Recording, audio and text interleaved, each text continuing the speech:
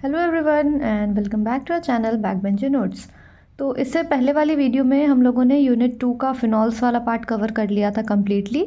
तो इस वीडियो में हम लोग देखेंगे जो बाकी के दो पार्ट्स रह गए थे, यानी एरोमेटिक अमीन्स और एरोमेटिक एसिड्स। इन दो टॉपिक को हम लोग आज के इस वीडियो में कवर कर लेंगे, जिसके साथ ही हमारा सेकेंड यूनिट भी कम्प्लीट हो जाएगा। फिर नेक्स्ट वीडियो में हम लोग यूनिट 3 स्टार्ट करेंगे। तो ये जितने भी नोट्स हैं आपको नीचे डिस्क्रिप्शन में जो लिंक होगा वहाँ से आपको मिल जाएगा, आप वहाँ से ईजिली एक्सेस कर सकते हो जाकर। तो स्टार्ट करते हैं हम लोग आज का टॉपिक एरोमेटिक अमीन्स। तो इसे पढ़ने के लिए हमें पहले जानना होगा कि अमीन्स होते क्या हैं। बहुत बेसिक सा चीज़ है। अमीन क्या होता है? अमीन ऑर्गेनिक कंपाउंड्स होते हैं जिनका एक हाइड्रोजन एटम को रिप्लेस कर दिया जाता है एक NH2 ग्रुप से। यानी कोई भी अल्काइल ग्रुप अगर है उसमें से एक हाइड्रोजन एटम को रिमूव करेंगे और उसकी जगह पे हम लोग NH2 को ऐड कर देंगे, तो वो एक हमारा अमीन बन जाता है। तो ये जब अल्काइल ग्रुप में ऐड करा तो ये हमारा एक एलिफेटिक अमीन बना, मतलब चेन कार्बन जो थे उसमें हमने अमीन ग्रुप को ऐड किया तो वो एक एलिफेटिक अमीन हुआ। पर हमें यहाँ क्या देखना है? हमें यहाँ पे एरोमेटिक अमीन्स देखना है। तो एरोमेटिक अमीन्स क्या होता है? जब ये सेम हाइड्रोजन का रिप्लेसमेंट और NH2 ग्रुप का एडिशन वहाँ पे हम लोग करेंगे एक बेंजीन रिंग के ऊपर, तो वो हमारा कहलाएगा एरोमेटिक अमीन्स। जैसे एक बेंजीन रिंग है, क्योंकि पता है कि बेंजीन के सारे कॉर्नर्स पे एक एक हाइड्रोजन एटम होते हैं, इसे हम लोग मेंशन यहाँ पे नहीं करते हैं, पर अंडरस्टूड होता है कि वहाँ पे एक एक हाइड्रोजन है। तो ये एक हाइड्रोजन एटम को यहाँ से रिप्लेस किया और एक NH2 ग्रुप को यहाँ पे ऐड कर दिया, तो ये हमारा बन गया एनिलीन, जो कि बेसिक एरोमेटिक अमीन है एक। यहीं से सारे के सारे ग्रुप्स जो होते हैं शुरू होते हैं अमीन्स के। इसी में और फंक्शनल ग्रुप ऐड होते रहते हैं, ये प्राइमरी सेकेंडरी टर्शियरी। पर जो जनरल एक स्ट्रक्चर हम लोग लेंगे एरोमेटिक अमीन्स का, वो यही होता है जिसे हम एनिलीन भी कहते हैं। तो ये था हमारा जनरल इंट्रोडक्शन अमीन्स का, एरोमेटिक अमीन्स का। अब इसके टाइप्स देख लेते हैं। बेसिकली 3 टाइप्स के होते हैं, प्राइमरी, सेकेंडरी और टर्शियरी। प्राइमरी अमीन्स क्या होते हैं? जब अमीन्स ग्रुप का जो नाइट्रोजन एटम है ये डायरेक्टली अगर एक कार्बन एटम से अटैच्ड है तो ये हमारा हो गया 1 डिग्री। सेकेंडरी अमीन्स क्या होता है? जब ये नाइट्रोजन एटम डायरेक्टली 2 कार्बन से लिंक्ड होता है तो वो हमारा हो जाता है सेकेंडरी अमीन्स। ठीक है। और थर्ड जो आता है हमारा, वो होता है हमारा टर्शियरी अमीन्स। टर्शियरी अमीन्स में क्या होगा कि जो नाइट्रोजन एटम है वो डायरेक्टली 3 कार्बन से लिंक्ड होता है। ठीक है, डायरेक्ट लिंकेज देखना है, ये नहीं कि नाइट्रोजन से कार्बन है फिर इससे कार्बन अटैच्ड है, तो वो 3rd डिग्री नहीं होगा। नाइट्रोजन डायरेक्टली 3 कार्बन से अटैच्ड है, इसलिए टर्शियरी अमीन्स हो गया। तो ये इंट्रोडक्शन हो गया।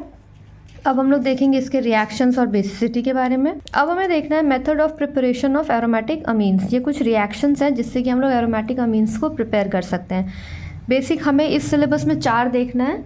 तो 4 कौन कौन सा है? पहला होता है by reduction of nitro compounds, second हो गया रिडक्शन ऑफ नाइट्राइल्स, थर्ड हो गया एमोनोलाइसिस ऑफ क्लोरोबेंजीन और फोर्थ हो गया हॉफमैन रीअरेंजमेंट। ये काफ़ी इंपॉर्टेंट है क्योंकि ये एक नेम रिएक्शन होता है, तो इसे याद रखना। तो हम लोग स्टार्ट करते हैं reduction of nitro compound. Nitro compound क्या होता है? NO2 ग्रुप होगा। जहाँ पे भी NO2 ग्रुप लगा होगा दैट मीन्स कि वो एक नाइट्रो कंपाउंड है। तो हमें नाइट्रो कंपाउंड का, किसी भी नाइट्रो कंपाउंड का रिडक्शन करना है। तो हमने यहाँ पे सिंपल एक नाइट्रोबेंजीन ले लिया, उसका निकल प्लैटिनम कैटलिस्ट के प्रेजेंस में हाइड्रोजन एटम के साथ हमने इसका रिएक्शन कराया, रिडक्शन कराया, तो ये हमारा एनिलीन बन गया और 2 वाटर मॉलिक्यूल यहाँ पे रिलीज हो गया। सिंपल रिएक्शन है, NO2 को NH2 से रिप्लेस कर देना है, 2 वाटर मॉलिक्यूल रिलीज कराना है।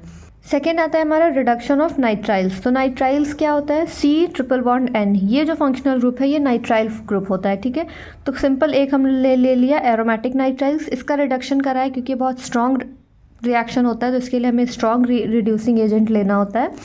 तो हमने यहाँ पे ले लिया लिथियम एल्यूमिनियम हाइड्राइड LiAlH4, इसके प्रेजेंस में रिडक्शन कराएंगे। तो बस ये कार्बन यहीं रहेगा, इस कार्बन के साथ NH2 और एक H2 ऐड हो जाएगा, यानी कि ये जो ट्रिपल बॉन्ड है यहाँ पे ये रिड्यूस हो जाएगा सिंगल बॉन्ड में और ये एक अमीन के फॉर्म में बन जाएगा, बेंजाइल अमीन्स। कोई कॉम्प्लेक्स रिएक्शन नहीं है, सिंपल करना है। फंक्शनल ग्रुप को एक फंक्शनल ग्रुप से दूसरे फंक्शनल ग्रुप में चेंज करना है, रिप्लेस करना है। जैसे NO2 हटा के NH2 लगा दिया, CN को हटा के CH2 NH2 लगा दिया। थर्ड आता है हमारा एमोनोलाइसिस। ये भी काफ़ी इंपॉर्टेंट है, एमोनोलाइसिस ऑफ क्लोरोबेंजीन। तो क्लोरोबेंजीन हमने लिया, बेंजीन के ऊपर क्लोरीन एटम लगा होगा, उसके साथ हमने 2 अमोनिया मॉलिक्यूल ले लिया, इसका हमने रिडक्शन करवा दिया कॉपर क्लोराइड CuCl2 के प्रेजेंस में 210 डिग्री सेल्सियस पे। तो ये भी एक एनिलीन रिलीज करेगा, प्लस साथ में कॉम्प्लेक्स निकालेगा NH4Cl अमोनियम क्लोराइड। तो ये हो गया हमारा एमोनोलाइसिस। सिंपल एक एक लाइन का रिएक्शन है। फोर्थ जो बहुत इंपॉर्टेंट है वो है हमारा हॉफमैन्स रीअरेंजमेंट। इसमें हमें अमाइड लेना है। अमाइड यानी कि वो फंक्शनल ग्रुप जिसमें C+O NH2 ये ग्रुप लगा होता है, तो ये हो जाता है हमारा एक अमाइड ग्रुप। तो इसमें क्या लेना है, हमें एसिटामाइड लेना है। इसका सोडियम हाइपोब्रोमाइड के प्रेजेंस में रिएक्शन कराएंगे तो ये एनिलीन प्लस एक CO2 का मॉलिक्यूल प्लस सोडियम ब्रोमाइड ये रिलीज़ करेगा। तो ये थे हमारे 4 basic reactions method of preparation of aromatic amines. अब ये अगर शॉर्ट आंसर में आएगा तो सिंपल ये हेडिंग दे के reduction of nitro compound reaction में लिख सकते हो, पर अगर ये ज़्यादा मार्क्स में आ रहा है तो तुम्हें वर्ड्स तो बढ़ाने होंगे ना, तो उसमें तुम्हें क्या करना होगा कि सेम रिएक्शन को वर्ड्स में लिख देना फिर रिएक्शन लिख देना। तो ऐसे करके आप मार्क्स के हिसाब से अपने आंसर्स को चेंज मैनिपुलेट कर सकते हो। फिर हमें देखना है physical properties of aromatic amines. तो क्या क्या होते हैं, पोलर मॉलिक्यूल्स होते हैं। ये molecule intermolecular hydrogen bonding form करते हैं। इंटरमॉलिक्यूलर में यहाँ पे हाईलाइट किया है, ध्यान रहे इंट्रामॉलिक्यूलर नहीं इंटरमॉलिक्यूलर हाइड्रोजन बॉन्डिंग में पार्ट लेते हैं। These compounds are highly toxic, बहुत ज़्यादा टॉक्सिक होते हैं, और कुछ तो कार्सिनोजेंस होते हैं। कार्सिनोजेंस दैट मीन्स जो जिसमें कि कैंसर कॉजिंग एजेंट्स प्रेजेंट होते हैं। थर्ड आता है हमारा नॉट रेडिली वाटर सॉल्युबल। ये वाटर सॉल्युबल नहीं होते हैं ईजिली, कलरलेस होते हैं, लिक्विड और सॉलिड फॉर्म में प्रेजेंट होते हैं, और लाइट के प्रेजेंस में अक्सर ये ऑक्सीडाइज हो जाते हैं ब्राउन कलर में। तो ये था हमारा कुछ बेसिक फिजिकल प्रॉपर्टीज़। नेक्स्ट हम देखेंगे chemical reactions of aromatic amines. पहले वाले रिएक्शंस में हमने क्या देखा कि हमने एरोमेटिक अमीन्स कैसे कैसे प्रिपेयर किया, और केमिकल रिएक्शंस में हम क्या देखेंगे कि एरोमेटिक अमीन्स से हम क्या क्या और कंपाउंड प्रिपेयर कर सकते हैं। क्वेश्चन ऐसे आता है, डायरेक्ट ये नहीं आता कि केमिकल रिएक्शंस ऐसे ये फॉर्मेशन ऑफ अमाइड्स और फॉर्मेशन ऑफ सॉल्ट्स इसका लिखना है, ये नहीं होता है कि अमीन्स का एरोमेटिक अमीन्स के केमिकल रिएक्शंस के बारे में डिस्क्राइब करो। तो वहाँ पे आपको ये सारे रिएक्शंस लिखने होंगे कि अमीन्स जो एरोमेटिक अमीन्स है ये और कौन कौन से प्रोडक्ट बनाने में हेल्पफुल होते हैं। तो पहला जो हमारा केमिकल रिएक्शन हो जाएगा वो होगा फॉर्मेशन ऑफ अमाइड्स। ये हमारा अमाइड्स बनाते हैं। इसके लिए क्या होगा, हम लोग सिंपली एक एनिलीन लेंगे और एसाइल क्लोराइड के साथ इसका रिएक्शन कराएंगे। कुछ नहीं है इसमें, यहाँ का एक H और यहाँ का एक Cl यानी हाइड्रोक्लोरिक एसिड एक HCl निकाल देना है। बाकी जो भी कंपाउंड बच गया उसे हमने यहाँ पे ऐड कर देना है। तो ये हो गया हमारा फॉर्मेशन ऑफ अमाइड्स। अमाइड्स यानी कि C+O ग्रुप के साथ एक NH लगा हुआ होगा, तो ये हो जाता है हमारा amide group. Second, salt formation में हेल्प करता है। एनिलीन को अगर हम लोग किसी भी एसिड, यहाँ पे जनरली हमने हाइड्रोक्लोरिक एसिड लिया है, तो हाइड्रोक्लोरिक एसिड के साथ इसका रिएक्शन कराएंगे तो एक सॉल्ट बना लेगा। थर्ड रिएक्शन क्या होता है, एसिटाइलेशन, यानी कि हम लोग एनिलीन लेंगे और इसको एसिटिक एनहाइड्राइड, एनहाइड्राइड यानी ये वाला ग्रुप यहाँ पे जो सर्कल कर रखा है, ये वाला ग्रुप होता है हमारा एसिटिक एनहाइड्राइड, एनहाइड्राइड का ग्रुप होता है। तो एनिलीन प्लस एसिटिक एनहाइड्राइड को हम लोग रिएक्ट कराएंगे तो इसके साथ हमारा एसिटानाइलाइड प्लस एक एसिटिक एसिड का मॉलिक्यूल निकल जाएगा।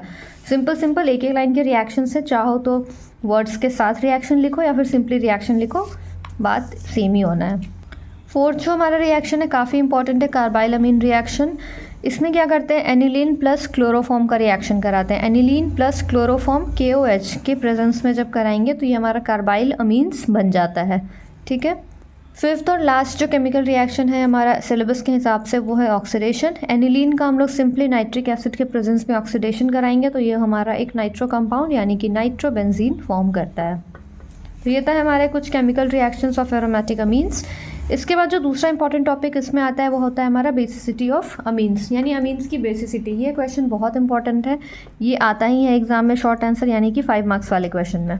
तो बेसिसिटी ऑफ अमीन्स हमें पूरा डिस्क्राइब करना होगा। हमें ये तो पता है कि अमीन्स बेसिक होता है, पर क्यों होता है, किस बेसिस पे हमने उसे एक बेस कैटेगराइज किया है, वो हमें यहाँ पे पता चलेगा।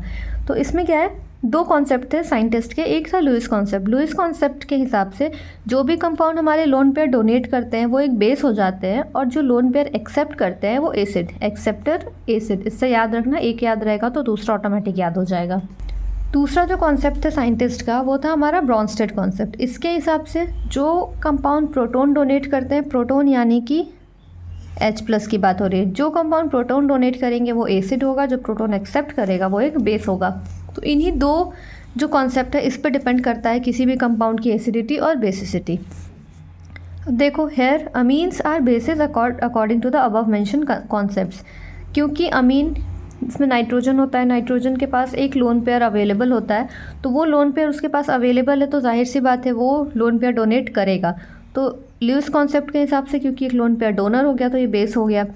अब जब ये लोन पेयर किसी को डोनेट कर रहा है तो साथ में एक H+ एक्सेप्ट भी तो करेगा ना, तो एक्सेप्ट करने की वजह से H+ एक्सेप्ट कर रहा है, तो proton acceptor plus lone pair donor दोनों कॉन्सेप्ट के हिसाब से अमीन्स हमारा एक बेस प्रूफ होता है। यहाँ पे वही यहाँ पे लिख रखा है, basicity of amines depend upon the ease with which it accepts a proton to form ammonium cation. कितने आसानी से वो एक H+ यानी कि एक प्रोटॉन को एक्सेप्ट करता है एक अमोनियम कटायन बनाने के लिए, वो ही डिटरमाइन करती है अमीन्स की बेसिसिटी। अब इसमें एक और कॉन्सेप्ट आ जाता है आई ग्रुप का।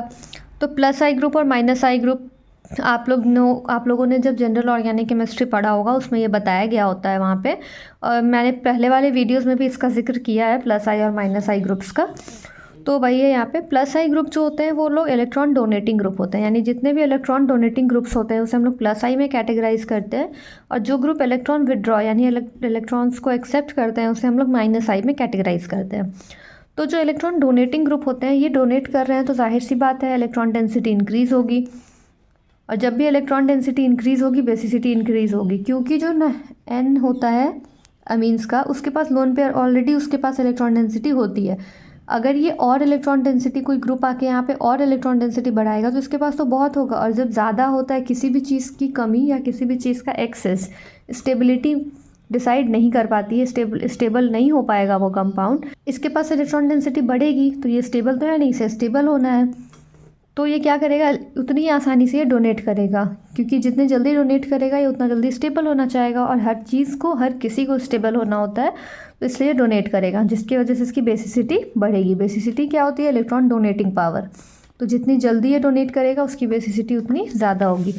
वाइस वर्सा कर लो -I वाले में, इलेक्ट्रॉन विड्रॉइंग ग्रुप जो होते हैं वो इलेक्ट्रॉन डेंसिटी को डिक्रीज़ करेंगे, ऑलरेडी उसके पास एक लोन पेयर वहाँ पे इलेक्ट्रॉन डेंसिटी है, कोई ग्रुप उसके साथ अटैच होता है और जो उसके पास पहले से प्रेजेंट था वो उसे भी एक्सेप्ट करने लगेगा तो उसकी खुद की इलेक्ट्रॉन डेंसिटी तो कम हो जाएगी, तो वो डोनेट करेगा कैसे, दैट्स वाई उसकी बेसिसिटी इसके बाद डिक्रीज़ हो जाएगी। एक एग्जांपल ले लेते हैं प्राइमरी, सेकेंडरी और टर्शियरी अमीन्स का। प्राइमरी, सेकेंडरी और टर्शियरी अमीन्स में एक ऑर्डर होता है कि 3 डिग्री वाला जो टर्शियरी होगा वो सबसे ज़्यादा बेसिक होगा, क्योंकि उसके पास 3 ग्रुप्स लगे होंगे डोनेशन के लिए।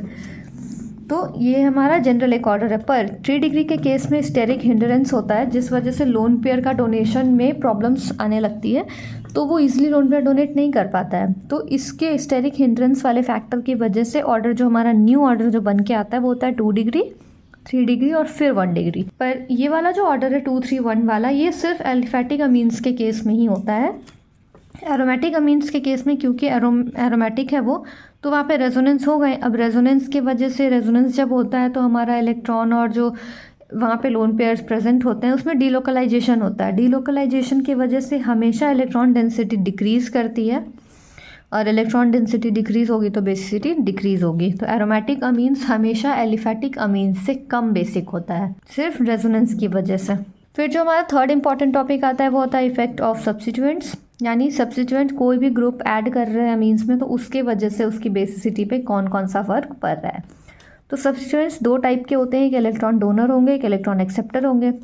जो डोनर होंगे, जैसा कि पहले बताया, जो डोनर होंगे वो इलेक्ट्रॉन डेंसिटी इंक्रीज़ करेंगे तो बेसिसिटी इंक्रीज़ हो जाएगी, और जो इलेक्ट्रॉन विड्रॉइंग होते हैं वो इलेक्ट्रॉन डेंसिटी को डिक्रीज़ करेंगे जिस वजह से उसकी बेसिसिटी डिक्रीज़ हो जाएगी। तो ओवरऑल अमीन्स में यही सब कुछ था। इसमें एक लास्ट टॉपिक रह जाता है synthetic uses of aryl diazonium salts. जो अराइल डाइजोनियम सॉल्ट्स होते हैं उसके सिंथेटिक क्या क्या यूजेस होते हैं। तो पहले जानना होगा कि अराइल डाइजोनियम सॉल्ट्स क्या होते हैं। अराइल यानी कि कोई aromatic group, diazonium, di मतलब 2, AZ मतलब होता है नाइट्रोजन एटम, और IUM मतलब 2 नाइट्रोजन एटम किसी भी अराइल या एरोमेटिक ग्रुप से अटैच्ड होंगे, और क्योंकि सॉल्ट्स है दैट मीन्स वो चार्ज्ड होंगे, तो ये हमारा बन जाता है aryl diazonium salts. Aryl diazonium salts बनते कैसे हैं, जब कोई भी प्राइमरी एरोमेटिक अमीन्स को हम लोग नाइट्रस एसिड के साथ ट्रीट करते हैं कूल सोल्यूशन में। किसी भी प्राइमरी एरोमेटिक अमीन्स को जब ट्रीट करते हैं हम लोग नाइट्रस एसिड के साथ इन अ कूल सोल्यूशन, तो एक अनस्टेबल प्रोडक्ट फॉर्म होता है जिसे हम लोग डाइजोनियम सॉल्ट बोलते हैं। केमिस्ट्री में कहीं पे भी चार्ज अगर होगा तो वो कंपाउंड स्टेबल नहीं होगा, वो अपना चार्ज हटाना चाहेगा फॉर स्टेबिलिटी। तो ये भी एक अनस्टेबल प्रोडक्ट है क्योंकि प्लस माइनस चार्ज दोनों प्रेजेंट है एक कंपाउंड पे, तो ये एक अनस्टेबल प्रोडक्ट फॉर्म होता है। इसके भी काफ़ी सारे यूजेस हैं, वो हम देखते हैं नेक्स्ट। तो ये हमारा होता है डाइजोनियम सॉल्ट। इसके यूजेस क्या हैं? जहाँ भी अजोनियम होगा यानी AZ, दो नाइट्रोजन एटम किसी कंपाउंड में होंगे तो वो AZ वाले कंपाउंड हो जाते हैं। तो इनका कोई भी यूज़ आप लोग को याद हो नहीं हो कोई दिक्कत नहीं है, हमेशा उसका एक यूज़ तो फिक्स होगा कि डाई और पिगमेंट इंडस्ट्री, जो भी इंडस्ट्री डाई और पिगमेंट से डील करती है उन सारे इंडस्ट्री में डाइजोनियम सॉल्ट्स का यूज़ होना ही है, क्योंकि इसका खुद का कलर होता है। इसके साथ अलग अलग जब फंक्शनल ग्रुप्स ऐड करते हैं ना तो वो अलग अलग फॉर्म करती है कलर। इस वजह से डाई और पिगमेंट इंडस्ट्री में यूज़ होता है ये। सेकेंड यूज़ हो जाता है कि वहाँ पे जहाँ पे अराइल मतलब एरोमेटिक कंपाउंड रिलेटेड जो भी डेरिवेटिव्स प्रोड्यूस किए जा रहे हैं उन सारे इंडस्ट्रीज़ में यूज़ होता है हमारा अराइल डाइजोनियम सॉल्ट्स। तो इसी के साथ हमारा जो एरोमेटिक अमीन्स यानी सेकेंड यूनिट का जो सेकेंड वाला पार्ट था वो कवर हो गया है। अब सेकेंड यूनिट का ये जो थर्ड और लास्ट वाला पार्ट है वो काफ़ी छोटा सा है, वो है एरोमेटिक एसिड्स। इसे भी हम लोग यहाँ पे कवर कर लेते हैं। तो एरोमेटिक एसिड्स क्या होता है? पहले हमने देखा एरोमेटिक अमीन्स, उसमें क्या था कि किसी भी एरोमेटिक ग्रुप से यानी बेंजीन रिंग से हाइड्रोजन एटम को रिप्लेस करके हमने NH2 ऐड कर दिया था। अब एरोमेटिक एसिड्स के केस में क्या है कि वही हाइड्रोजन एटम को रिप्लेस करके वहाँ पे हम NH2 की जगह एक COOH ग्रुप यानी कार्बोक्सिल ग्रुप ऐड कर देंगे, तो वो हमारा बन जाएगा एरोमेटिक एसिड्स। जैसे ये देखो बेंजीन है, एक हाइड्रोजन हटाया, उस पर कार्बोक्सिलिक एसिड वाला ग्रुप लगा दिया, तो ये बन गया हमारा बेंजोइक एसिड। इसका और डेरिवेटिव्स होता है, मेनली दो बहुत इंपॉर्टेंट होते हैं, अक्सर यूज़ होंगे सिलेबस में। तो वो है जब बेंजोइक एसिड के साथ ऑर्थो पोजीशन पे एक OH ग्रुप लग जाएगा तो वो हमारा बन जाएगा सैलिसाइलिक एसिड, और फिर ऑर्थो पोजीशन पे अगर एक NH2 ग्रुप लगा देंगे तो वो हमारा बन जाएगा एंथ्रानिलिक एसिड। 1 मार्क्स में होते हैं कि draw the structure of salicylic acid और एंथ्रानिलिक एसिड, तो यहाँ पे इसलिए मेंशन किया है, इंपॉर्टेंट है इसलिए। अब क्योंकि ये एसिड है, एसिड की एसिडिटी होगी, तो हम यहाँ पे हमें वो भी देखना होगा कि एसिडिटी ऑफ एरोमेटिक एसिड्स क्या है। तो एसिडिटी जितनी होती है ना किसी भी ग्रुप की, किसी भी कंपाउंड की, वो एक्सेप्टर ग्रुप पे डिपेंड करती है, डायरेक्टली प्रोपोर्शनल होती है एक्सेप्टर ग्रुप के। जितनी ज़्यादा एक्सेप्टर ग्रुप लगी होगी उस कंपाउंड की एसिडिटी उतनी ज़्यादा होगी। और बेस के केस में क्या होगा, बेसिसिटी हमेशा डोनर के डायरेक्टली प्रोपोर्शनल होगा और एसिडिटी एक्सेप्टर के। A और A से याद रखना, रिमेंबर करना आसान होगा, और एक याद होगा तो दूसरा तो ऑटोमेटिक याद हो ही जाएगा। तो उसके पहले हमें जानना होगा एसिड होता क्या है। Acids are those that releases free H+ ions. वो एसिड्स वो कंपाउंड होते हैं जिसे जब हम लोग किसी भी लिक्विड में, किसी भी सॉल्वेंट में जब डिसोसिएट कराते हैं तो वो एक फ्री H+ आयन रिलीज़ कर रहा है। अगर H+ आयन रिलीज़ कर रहा है डिसोसिएशन के बाद तो वो हमारा एसिड होता है। जैसे देखो कार्बोक्सिलिक एसिड डिसोसिएट किया तो RCOO- प्लस एक H+ ये रिलीज़ किया, तो ये जो -I वाला, माइनस चार्ज वाला जो ये ग्रुप है इसे हम लोग कंजुगेट बेस बोलेंगे। बेस इसलिए क्योंकि एसिड है, एसिड में इसने जब अपना H+ रिलीज़ कर दिया तो जो ग्रुप बचा वो हमारा बेस होता है, और अगर बेस होता तो यहाँ पे कंजुगेट एसिड यूज़ होता। तो एरोमेटिक एसिड्स के भी केस में यही होता है, H+ रिलीज़ कर देगा तो हमारा बन जाएगा COO- प्लस H+। पिछले वाले में हमने देखा था कि रेजोनेंस के वजह से हमारी बेसिसिटी डिक्रीज हो रही थी। एसिड के केस में उल्टा होता है, रेजोनेंस जितना ज़्यादा होगा उतनी ज़्यादा उसकी एसिडिटी होगी। वहीं यहाँ पे हमने लिखा है जैसे रेजोनेंस जितना ज़्यादा इंक्रीज़ होगा उसका कंजुगेट बेस जो है वो उतना ज़्यादा स्टेबल होगा, और जिसकी वजह से उसका एसिडिक स्ट्रेंथ उतना ही ज़्यादा होगा। एसिडिटी इस केस में हमने यहाँ पे ये नहीं देखना है कि कितने ईजिली H+ रिलीज़ किया, हमें ये देखना है कि जो उसका कंजुगेट बेस फॉर्म हो रहा है वो कितना ज़्यादा स्टेबल है। कंजुगेट बेस जितना ज़्यादा स्टेबल होगा वो कंपाउंड उतनी ज़्यादा एसिडिक होगी। अब देखो क्योंकि बेंजोइक एसिड जब डिसोसिएट हुआ तो ये एक बेंजोएट आयन बनाया बेंजीन रिंग के ऊपर COO-। अब ये माइनस चार्ज जो है ये C+O- है, तो ये ईजिली कंजुगेशन में है रिंग के, तो यहाँ पे रेजोनेंस बहुत ईजिली पॉसिबल है। यही एकमात्र रीज़न है क्योंकि जो माइनस चार्ज है बेंजोएट आयन का वो पहले डिलोकलाइज होगा C+O जो वहाँ पे डबल बॉन्ड है उसके साथ, और फिर वो डबल बॉन्ड के साथ वो कंजुगेट हो जाएगा बेंजीन रिंग के अंदर, यानी कंजुगेशन फॉर्म हो रहा है एक रेगुलर, तो वहाँ पे रेजोनेंस तो होगा ही, और रेजोनेंस जितना ज़्यादा होगा एसिडिक स्ट्रेंथ उतनी ज़्यादा हो जाएगी।